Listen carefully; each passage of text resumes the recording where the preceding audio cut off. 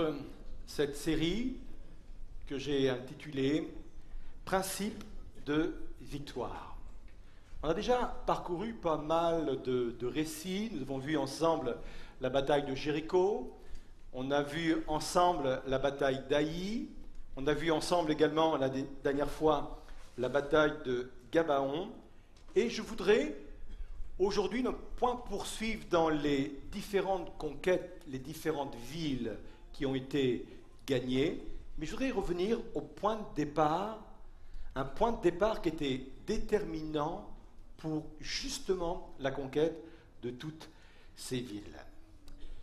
Le point de départ, c'est un homme qui meurt, Moïse.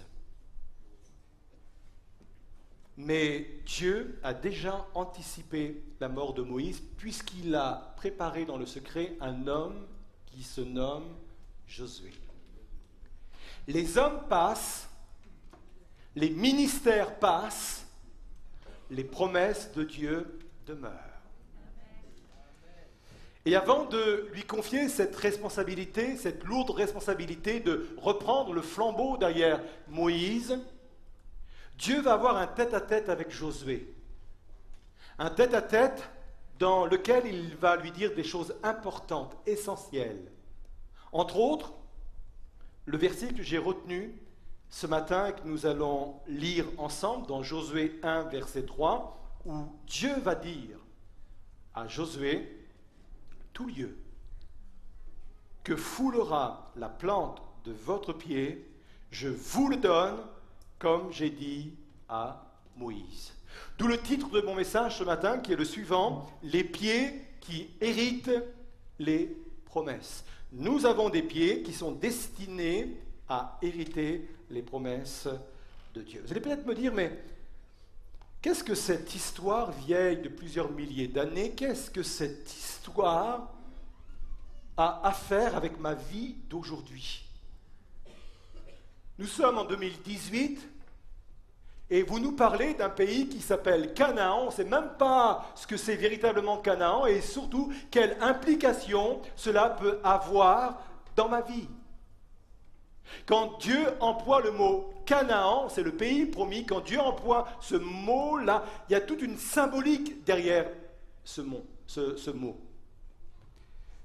Canaan représente pour nous tous les projets que Dieu a établis sur nos vies.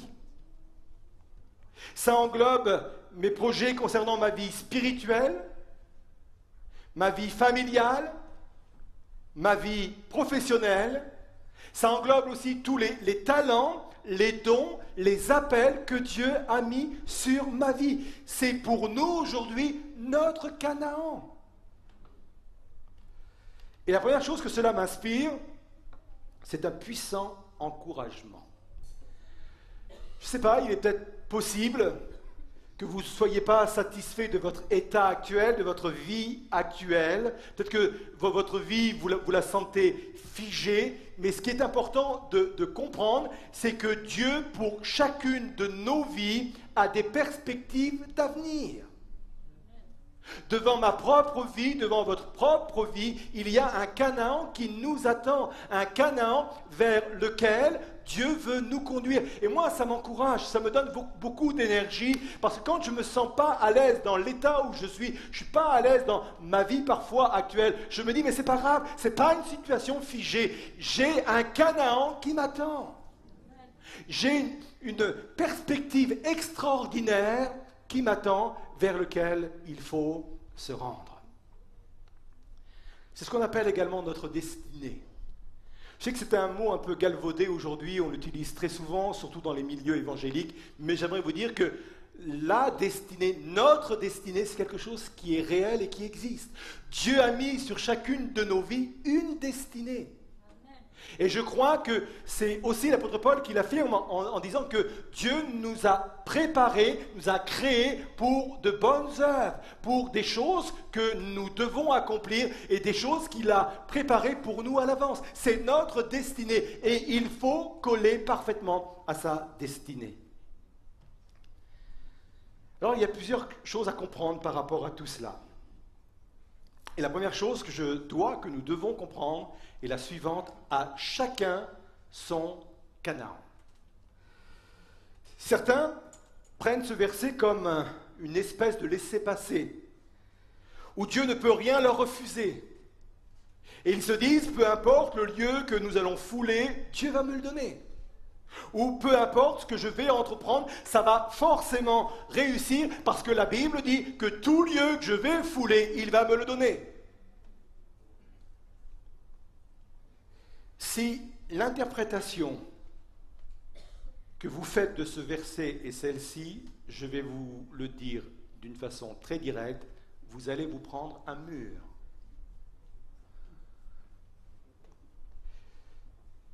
Et je le répète, à chacun son Canaan. Dieu ne vous donnera jamais ce qu'il ne vous a pas promis. Vous ne pouvez pas prendre possession de quelque chose que Dieu ne nous a pas promis. Et je le répète encore, à chacun son Canaan. Le Canaan qui était destiné au peuple d'Israël était bien délimité. Josué 1, verset 4, « Et vous aurez pour territoire depuis le désert et le Liban jusqu'au grand fleuve, le fleuve de l'Euphrate, tout le pays des Hétiens, jusqu'à la grande mer, c'est-à-dire la Méditerranée, vers le soleil couchant. » Quand Dieu a donné au peuple d'Israël son Canaan, il était bien délimité. Et ils avaient à fouler ce territoire-là. S'ils avaient foulé un autre territoire que celui-ci, jamais ils n'auraient réussi dans leur conquête. Écoutez bien ceci, c'est à partir du moment où je me trouve devant mon Canaan que la parole va s'accomplir. C'est à partir du moment où je vais me retrouver devant mes promesses, ma destinée, que je vais pouvoir affirmer cette promesse qui est la suivante. Maintenant, tout lieu que tu vas fouler, je te le donne. À partir du moment où je me trouve devant mon Canaan. Le Canaan que Dieu met devant chacune de nos vies est un Canaan sur mesure. Un Canaan qui est fait rien que pour moi. Mon Canaan n'est pas le vôtre n'est pas le mien. Ma destinée n'est pas la vôtre, votre destinée n'est pas la mienne. Et dans la vie, il est important de coller à sa destinée, sinon nous aurons la pression de ne pas vivre complètement notre véritable vie. Ça fait des gens qui ne se sentent pas à l'aise dans ce qu'ils font. C'est des gens qui ne se sentent pas à l'aise dans ce qu'ils sont parce qu'ils ne vivent pas véritablement leur véritable vie, leur vraie vie, la vie que Dieu avait destinée pour eux. Pendant des années, le peuple d'Israël a été un peuple errant et le peuple d'Israël n'a pas eu son Canaan, n'a pas eu sa terre, sa propre terre. Il a vécu sa vie par procuration et il l'a vécu pendant plus de 400 ans par procuration au travers des Égyptiens. Vous vous souvenez de cela? Dans un premier temps, leur vie était très confortable. Et pour eux, ça leur allait très bien. Souvenez-vous, quand Joseph est devenu le premier ministre d'Égypte, il a pu sauver l'Égypte de la famine. Et franchement, à ce moment-là, Joseph était le copain de Pharaon. Au point qu'il a pu faire venir toute sa famille. Et quand sa famille est venue en pays d'Égypte, la Bible nous dit que Pharaon a donné au peuple hébreu la meilleure partie du pays. Il leur a donné la contrée de Ramsès. Et je pense que dans ce moment-là, ils n'étaient peut-être pas dans leur Canaan, ils n'étaient peut-être pas dans leur destinée, mais je pense qu'ils vivaient une vie confortable. Ils n'étaient pas chez eux, ils étaient en Égypte, mais on leur avait donné le meilleur du pays. Et je pense qu'ils n'avaient pas envie de bouger. Je pense que ça leur satisfaisait bien. Jusqu'au jour où Pharaon est mort et un autre Pharaon qui n'avait pas connu Joseph est venu au pouvoir. Et là, c'était terrible pour le peuple d'Israël. Et là, il va souffrir. Et là, il va devenir esclave.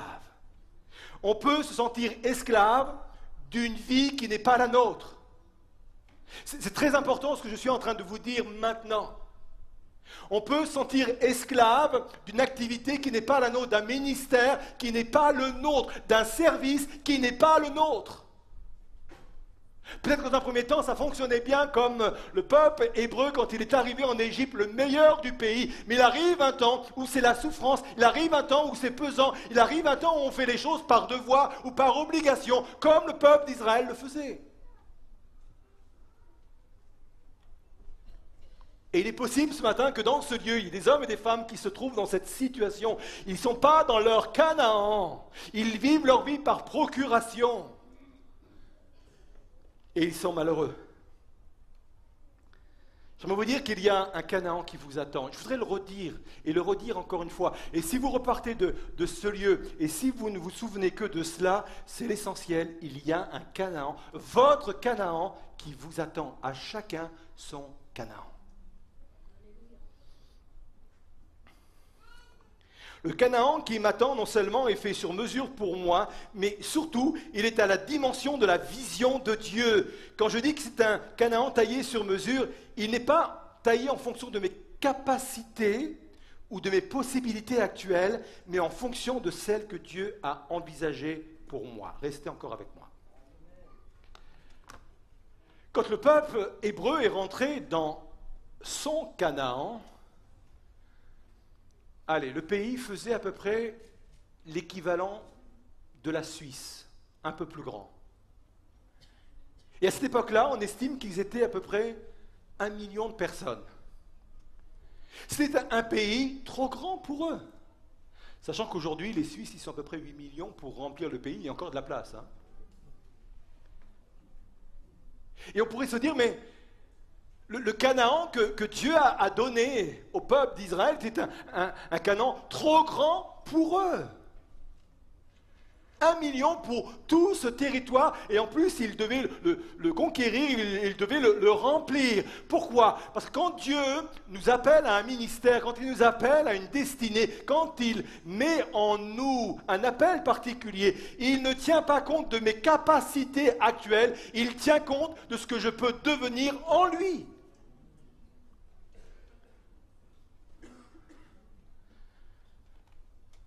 Quand Dieu a mis un appel sur ma vie, j'avais 26 ans, quand je suis rentré vraiment à temps plein dans le ministère, mais j'envisageais ce service comme un costume, comme un habit trop grand pour moi.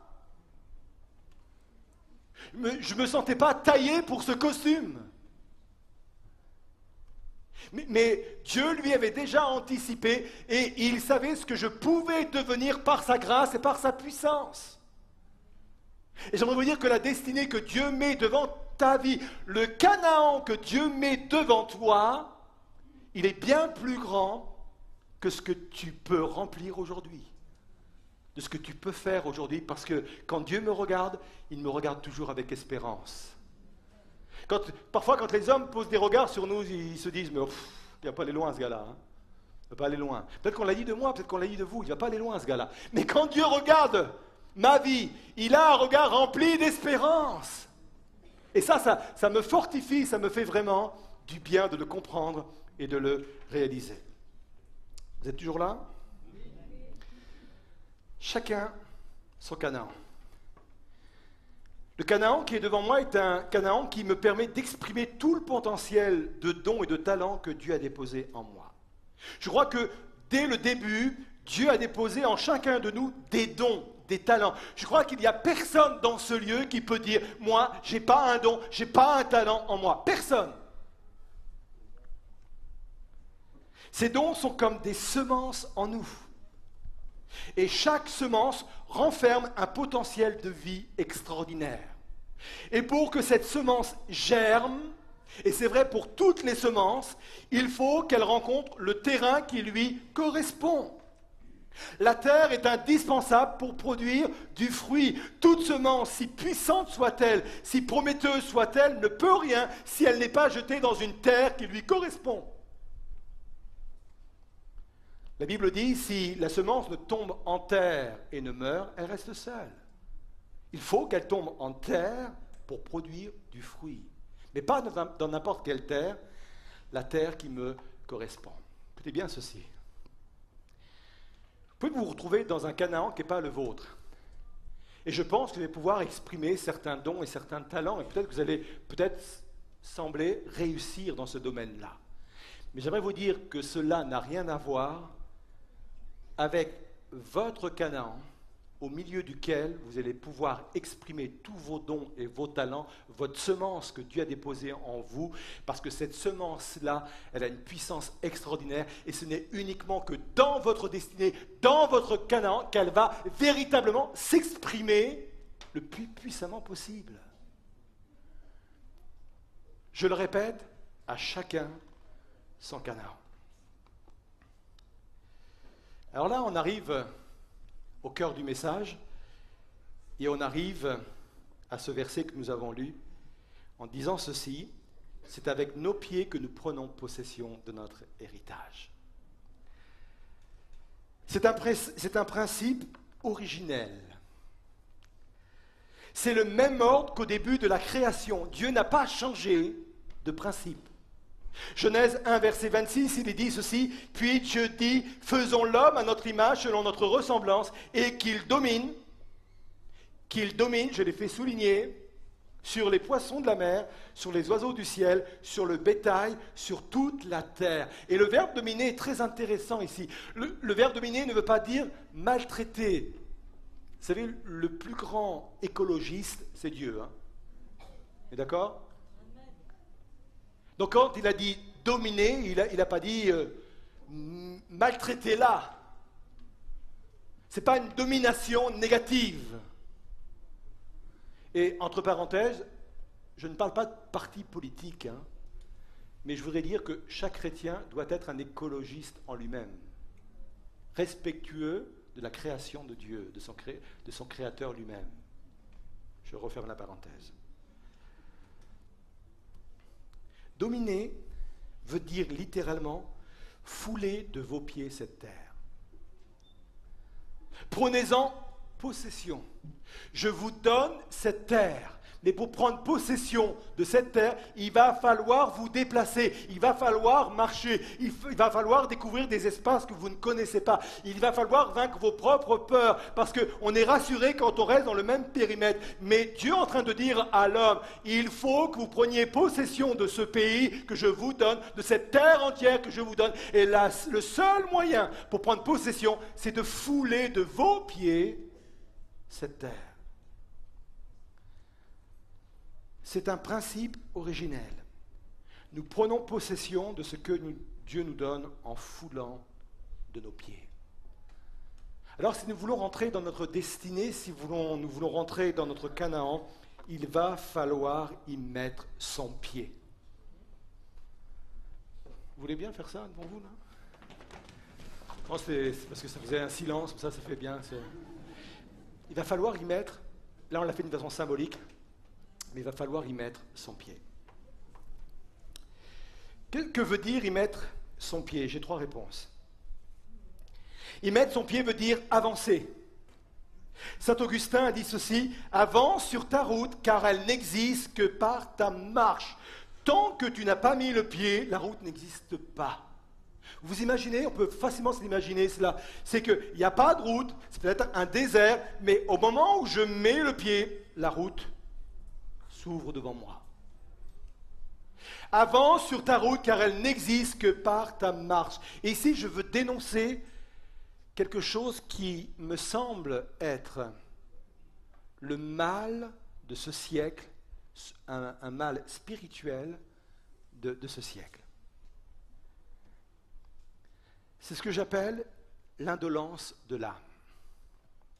Ce que j'appelle l'apathie spirituelle. C'est quoi l'indolence de l'âme? C'est une incapacité due à une absence de volonté. C'est une incapacité due à une absence d'énergie, d'émotion. Et j'aimerais vous dire que c'est quelque chose que je dois combattre régulièrement en moi, et c'est quelque chose que je vois régulièrement autour de moi. Une indolence de l'âme. Et pourquoi je veux dénoncer cette lacune? C'est parce qu'elle est attachée à l'Église de la fin des temps. Souvenez-vous de l'église de Laodicée. Et pour ceux qui connaissent les églises de Laodicée, ils sont au nombre de 7, les églises d'Asie, et chaque église symbolise une ère de l'histoire de l'église. Et l'église de Laodicée symbolise notre ère à nous, l'ère de l'église du 21e siècle. Et son problème majeur était le suivant: je sais que tu n'es ni froid ni bouillant. C'est l'église qui est dans une espèce d'indolence de l'âme.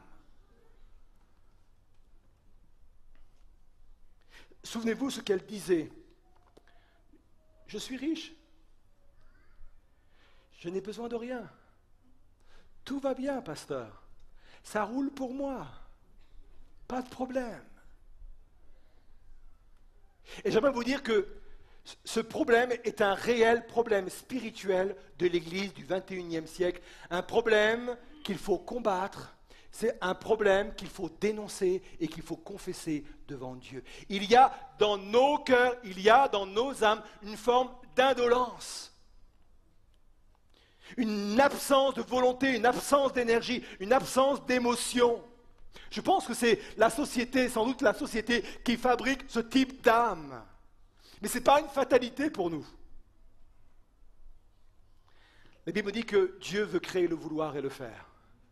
Et moi, je crois que ce matin, si nous crions à Dieu, et si nous confessons à Dieu ce type d'indolence, je crois que Dieu est capable de créer spirituellement, par le Saint-Esprit, le vouloir et le faire. Une nouvelle volonté, une nouvelle énergie, des émotions nouvelles. Je le crois vraiment, par le Saint-Esprit. Donc, y mettre son pied, c'est ça, c'est avancer. Y mettre son pied veut dire également poser un acte, prendre des initiatives.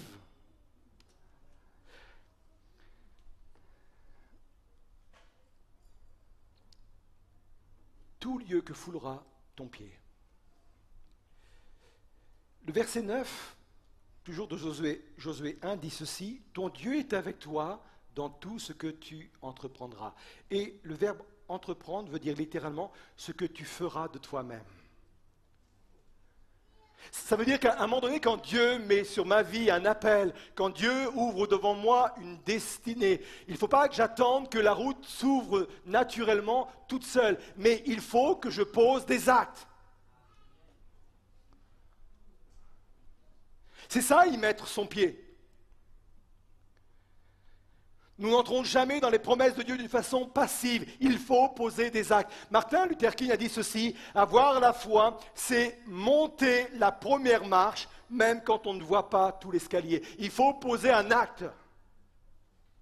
Et d'ailleurs, c'est la première chose que Josué va devoir faire quand il va quitter ce tête-à-tête avec Dieu.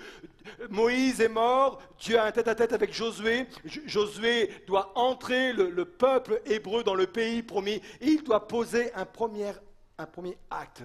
Josué 1, verset 10. Josué donna cet ordre aux officiers du peuple: dans 3 jours, vous traverserez le Jourdain, que voici pour aller conquérir le pays dont l'Éternel, votre Dieu, vous donne la possession. Il y avait une frontière naturelle, et cette frontière naturelle, c'était le Jourdain qui était en plus en crue.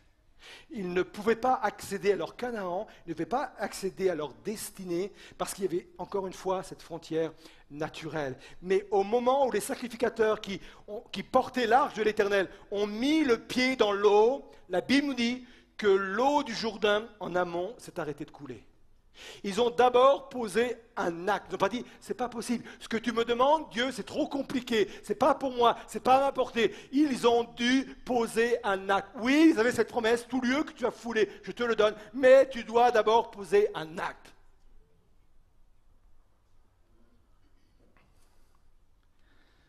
Un jour, l'apôtre Paul se trouve dans la ville de Lystre. Il est en train de prêcher le message de l'Évangile, et puis il y a un homme qui est là, et il est impotent. Et Paul, quand il prêche, sent que cet homme peut connaître un jour glorieux en connaissant la délivrance et la guérison de son infirmité. Et Paul va dire ceci d'une voix forte: lève-toi droit sur tes pieds. Et il se leva d'un bond et marcha. Vous comprenez que pour avoir la guérison, il n'a pas dû attendre d'une façon passive. Il a dû se lever. Quand il a entendu cet ordre, lève-toi, il aurait pu dire, mais Paul, tu m'as vu? Tu as vu dans quel état je me trouve? Tu n'as pas vu que j'étais impotent, tu n'as pas vu que j'étais infirme, et tu me dis de me lever. Il a fallu lui-même qu'il pose l'acte. Il n'a pas attendu que Paul le prenne par la main et le mette debout. Il a dû poser lui-même le pied. Et une fois qu'il s'est mis debout, il a dû avancer parce que la Bible nous dit, on l'a lu ensemble, vous l'avez cité, il se leva d'un bond et marcha. Pour qu'une destinée s'ouvre, pour qu'un Canaan s'ouvre, il faut que je pose des actes. C'est vrai pour ma vie et c'est vrai pour l'Église. La destinée de l'Église, elle est ouverte devant nous. Notre Canaan est ouvert devant nous. Et ce n'est pas parce qu'on croit que Dieu va nous emmener encore beaucoup plus loin qu'il ne faut rien faire. On a posé des actes. On a signé un compromis d'achat pour la future Église. Ça, c'est poser un acte. On a monté un plan de financement. Ça, c'est poser un acte. On a fait un contrat avec un architecte. Ça, c'est poser un acte. Et je crois qu'on peut rester parfois des années et des années en disant « Oh, Dieu t'a promis de grandes choses pour notre Église. Seigneur, je te bénis pour les perspectives d'avenir que tu as posées devant mon Église. » On peut rester des années et des années comme cela, mais si on ne pose pas d'acte, on ne va pas avancer. Peut-être que vous nous trouvez peut-être trop parfois téméraires. Je pense que nous ne le sommes pas, nous posons des actes. Je pense que dans chacune de nos vies, il y a des moments où il faut poser des actes. C'est ça, y mettre le pied. Si tu as à cœur un quartier, si tu as à cœur une ville, si tu as à cœur, pose un acte. Celui que le Seigneur va t'inspirer.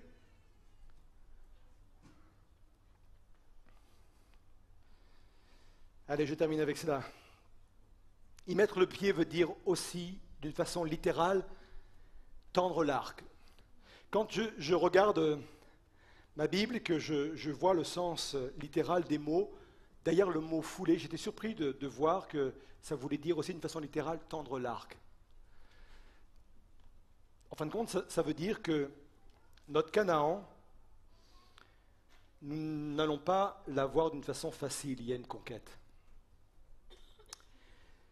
Il y a des efforts à fournir, il y a des obstacles à franchir, il y a des luttes à mener. Et ce n'est pas parce que vous allez vous prendre une première ville en pleine tête qu'il faut renoncer. Et là encore, je veux dénoncer quelque chose. Vous avez des gens qui sont trop vite arrêtés. Dans leur appel, dans leur ministère, dans leur destinée, dans leur Canaan, ils sont trop vite arrêtés. Ils se trouvent devant leur premier Jéricho, et eux, ils en déduisent, puisque ça se passe mal, puisqu'il y a une résistance, puisqu'il faut combattre, ils en déduisent, peut-être que je ne suis pas dans la volonté de Dieu. Mettre le pied, fouler, veut dire tendre l'arc. Ça ne va pas se faire naturellement, ça ne va pas se faire facilement. Il va y avoir des obstacles, ça va être difficile. Il y aura de la souffrance, il y aura des pleurs. Il y aura des moments de doute. Il y aura des moments où je vais trembler. Il y a des moments où je vais m'en prendre plein la tête. Vous êtes toujours là? Je suis encourageant ce matin. Hein? Ça ne veut pas dire que ce n'est pas votre Canaan. Parce que pour aller à la conquête de votre destinée, de votre Canaan, il faut tendre l'arc. Je vais conclure et je vais m'arrêter là. Je vois que vous arrivez à saturation, c'est pour ça que je commence à connaître mon auditoire. On se lève à nos places. On va déjà...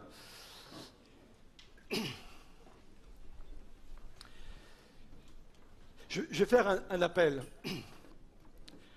Je vais faire un appel et ça peut revêtir plusieurs dimensions. Je crois vraiment que nous avons devant chacune de nos vies notre Canaan, à chacun son Canaan. Et la promesse, tout lieu que foulera la plante de tes pieds, je te le donne, c'est pour vous comme pour moi, mais à chacun son Canaan. Je ne peux pas fouler le Canaan d'un autre, je dois fouler mon propre Canaan, ma propre destinée. Et je crois vraiment, ce matin, que Dieu veut me permettre d'atteindre mon Canaan, ma destinée. Mais je dois y mettre le pied. Je dois fouler le territoire que Dieu me donne. Et j'ai vraiment à cœur de prier pour tous ceux et toutes celles qui, ce matin, ont cette impression d'être dans cette indolence de l'âme. C'est terrible. Ça fait penser à ce proverbe où il est dit ceci, il y a une corbeille, il y a plein de fruits à l'intérieur. Des fruits qui sont bons pour nos âmes. Et la Bible nous dit que cet homme met la main dans la corbeille, mais n'a aucune force, aucune énergie pour ramener le fruit vers lui. Et peut-être que ce matin, il y a des personnes qui se trouvent dans ce lieu, qui comprennent que devant leur vie, il y a un Canaan, il y a une destinée. Mais il y a comme une indolence spirituelle, une indolence de l'âme. Il n'y a plus cette énergie, il n'y a plus cette volonté, il n'y a plus ces émotions qui nous emballent, qui nous transportent, qui nous font bondir, qui nous font courir. Il y a cette indolence de l'âme. J'aimerais vous dire que cette indolence n'est pas une fatalité. Cette apathie spirituelle n'est pas une fatalité. Mais que Dieu est capable de créer en vous ce matin le vouloir et le faire. Quand Élie, à un moment donné de son ministère, était complètement découragé, il a eu une rencontre avec le Créateur, il a eu une rencontre avec son Dieu, et il s'est entendu dire de son Dieu, va et reprends ton chemin. Va et reprends ta route, va et reprends ta destinée, va et reprends ton Canaan. Et je crois que ce matin, il y a des personnes qui se trouvent dans cet état-là, un état d'indolence. Je crois que c'est l'heure pour vous de connaître une restauration de vos âmes. Venez sur le devant et nous allons prier pour vous. Peut-être qu'il y a quelqu'un ce matin qui se dit, mais moi j'ai l'impression de vivre ma vie par procuration. J'ai l'impression que je ne vis pas pleinement ma vie, je vis la vie d'un autre. Et au début, j'étais satisfait de cela, un peu comme le peuple d'Israël, qui lui s'est retrouvé en Égypte, mais il avait le meilleur du pays. Ça lui convenait bien. Mais quand on se contente du Canaan d'un autre, du pays d'un autre, même si c'est la meilleure partie, à un moment donné, ça ne va pas le faire. À un moment donné, on se sent esclave de cette vie-là. À un moment donné, on souffre dans cette vie-là. J'aimerais vous dire que Dieu a pour vous un Canaan. Et peut-être que ce matin, vous êtes là en vous disant, mais moi, je veux recevoir pleinement mon Canaan. Venez sur le devant. Il n'y a pas de vie aussi épanouie que celle qui se trouve dans son Canaan. Il n'y a pas de vie où on se sent le plus en sécurité qu'une vie qui se trouve au milieu de son Canaan, de sa destinée. On veut vivre cette réalité. On va chanter ce chant. Et pendant ce chant, approchez-vous sur le devant. Approchez-vous. Telle une encre pour mon âme, dans la tempête, je m'appuie sur toi, dans ton amour, toutes mes craintes disparaissent. En toutes choses, j'ai confiance en toi. Mon espoir est assuré à la croix. Tu as tout donné, tu nous as rachevés. Cet espoir est une encre pour mon âme, inébranlable est notre Dieu.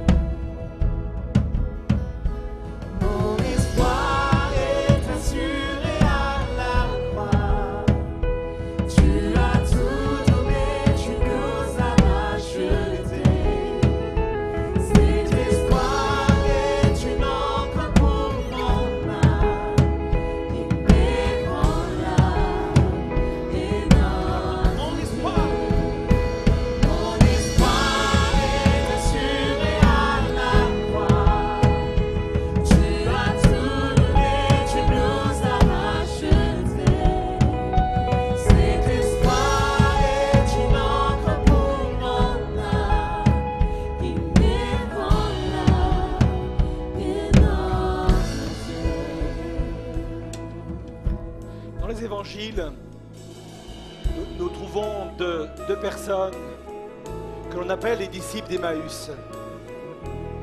Ils retournent vers leurs parents, vers leur pays d'origine, complètement découragés. Et là, on peut vraiment parler de la caractéristique d'une âme indolente. Ils ne croient plus à rien. Il n'y a plus d'émotions. Leurs émotions du début sont mortes. Pourtant, ils ont suivi le Maître, pourtant, ils ont suivi le Seigneur. Mais ce qu'ils ont vécu à Jérusalem, ce qu'ils ont vu à Jérusalem, les ont complètement anéantis. Ils n'ont même plus le courage d'avancer, le pas est lourd, le pas est difficile. Ils tournent leur dos à leur destinée, ils tournent leur dos à Jérusalem. Jusqu'au moment où ils vont faire une rencontre avec le Christ ressuscité. Jusqu'au moment où le Christ va leur parler. Et des émotions nouvelles vont apparaître dans leur vie. Comme un feu, ils vont le décrire comme un feu nouveau. C'est un zèle nouveau, un dynamisme nouveau, une volonté nouvelle. Et je crois que ce qui s'est passé sur le chemin d'Emmaüs peut se passer ce matin dans ce lieu. Un feu nouveau, des émotions nouvelles, une volonté nouvelle, une force, une énergie qui vient vous rencontrer parce que le Dieu qui a fait la promesse vient créer en vous un vouloir et un faire, le vouloir et le faire, une volonté nouvelle. Et je vais prier avec vous, et je vous demande de prier avec moi et de confesser cette indolence de l'âme, cette indolence, cette apathie spirituelle que vous ressentez au-dedans de vous. De confesser peut-être le fait aussi que vous ne vous sentez pas dans votre propre destinée, vous avez l'impression de vivre votre vie par procuration et manifester le désir de rentrer pleinement dans votre Canaan. Seigneur Jésus, je prie vraiment d'intervenir dans chacune de ces vies, Seigneur. Tu nous connais, tu les connais personnellement. Personnellement, tu connais chacune des parties de leur âme, de leur vie, de leur être intérieur. Tu vas les toucher, tu vas les bénir, tu vas susciter en eux un zèle nouveau, une énergie nouvelle, une volonté nouvelle, des émotions nouvelles. Seigneur, c'est toi qui par ton esprit viens créer en eux un dynamisme qui vient de toi. L'Esprit Saint, qui est appelé aussi le dynamisme. L'Esprit Saint qui vient embraser, l'Esprit Saint qui vient réveiller, l'Esprit Saint qui vient relever maintenant. Seigneur, je crois à l'application de ta parole et ton esprit sur chacune de ces vies, Seigneur. Je crois, Seigneur, à la puissance de ta parole qui vient heurter les cœurs et les âmes maintenant indolentes. Seigneur, fais ton œuvre puissamment. Ça ne dépend pas d'eux, Seigneur. Ça ne dépend pas de vous. Ça dépend de Dieu qui vient faire son œuvre en vous maintenant. Je prie également que vous puissiez découvrir, pour ceux qui n'ont pas encore découvert, votre Canaan. Votre Canaan. Et peut-être quelqu'un a besoin de poser un acte. Posez un acte. Posez un acte. Oh, Seigneur.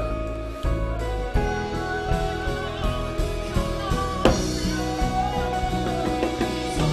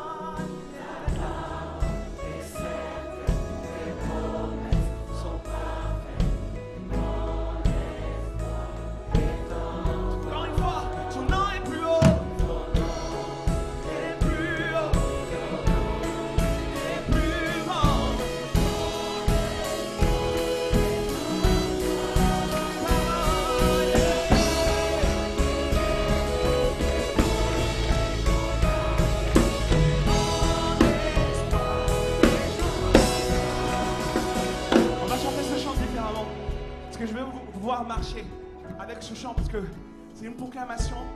C'est par la foi que vous entrez dans votre Canaan. On y va ensemble? On marche? On y va? Allez, droite, gauche, je veux marcher. Pose un acte, pose ton pied. On y va et on déclare. Son nom est plus haut. Son nom est plus haut. Son nom est plus grand. Mon espoir est en toi. Ta parole est celle. J'y crois, Seigneur. Hey, tes promesses sont parfaites. Alors je déclare. Son nom est plus haut. Son nom est plus grand. Mon espoir est en toi. Ta parole est certaine. Tes promesses sont parfaites. Mon espoir. On chante une dernière fois. Son nom est plus haut. Ton nom est plus haut. Ton nom est plus grand. Mon espoir est en toi. Il faut des mamies sur ta parole. Alors je décide de marcher. On est en foi, c'est promesse. Regarde. Mon espoir est en toi.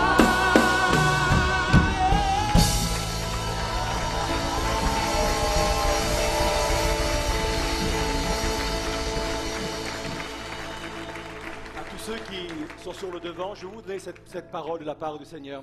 Comme Dieu l'a dit à Élie, va et reprends ton chemin. Et en repartant à vos places, vous allez dire, je repars, mais avec une énergie nouvelle, avec une volonté nouvelle, avec des émotions nouvelles, avec un zèle nouveau. On le croit vraiment de tout notre cœur et on veut le proclamer. Et on repart en marchant à sa place et on proclame que son nom est plus grand. Son nom est plus grand. Mon espoir est en toi. Ta parole est certaine. Tes promesses sont parfaites. Mon espoir est en toi. Ton nom est plus haut. Ton nom est plus grand. Mon espoir est en toi. Ta parole est certaine. Tes promesses sont parfaites. Mon espoir est en toi.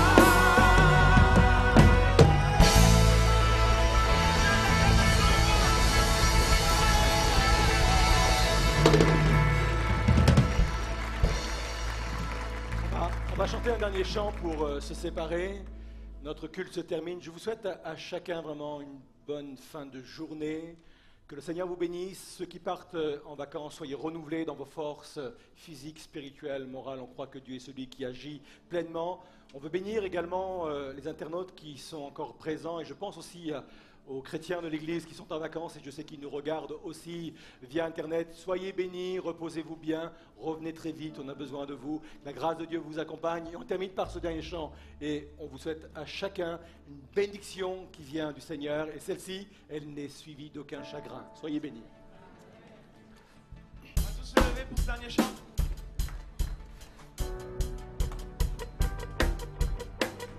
Il nous a promis que ne nous abandonnera jamais.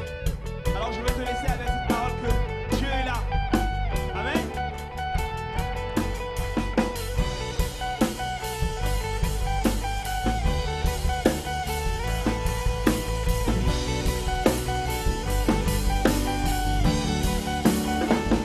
C'est bon pour moi, c'était la création. Bien avant que je croie, tu vas à mon secours.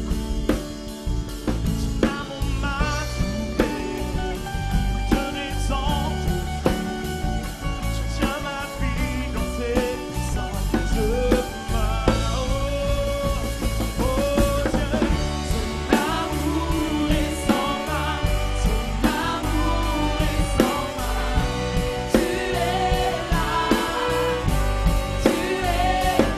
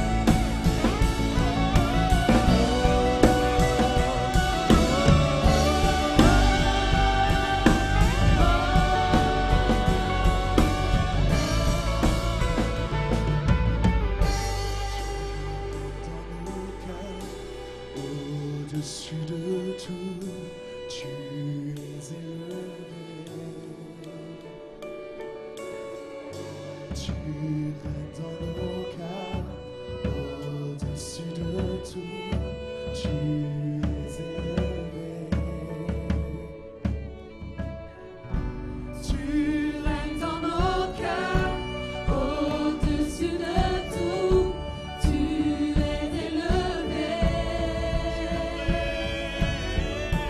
Tu règnes dans nos cœurs, au-dessus de tout, tu es élevé. Ton amour est sans fin, ton amour est sans fin. Tu es là, tu es là. Rien ne peut dans ce monde nous séparer de toi. Tu es là, tu es là. Seigneur, nous prions vraiment de nous raccompagner chacun, Seigneur, durant cet après-midi et durant cette semaine, Seigneur. Nous de garder ce que nous avons reçu et nous voulons marcher avec foi dans le Canaan que tu as destiné pour chacun d'entre nous. Alors Seigneur, nous avons confiance que tu seras toujours là. Tu seras toujours à nos côtés. Tu l'as promis, tu es fidèle et tu gardes tes promesses. Alors merci pour ce que tu vas faire, ce que tu vas réaliser dans nos vies, ce que tu vas nous donner de vivre ensemble, séparément. Et Seigneur, que toute la gloire te revienne dans le nom de Jésus.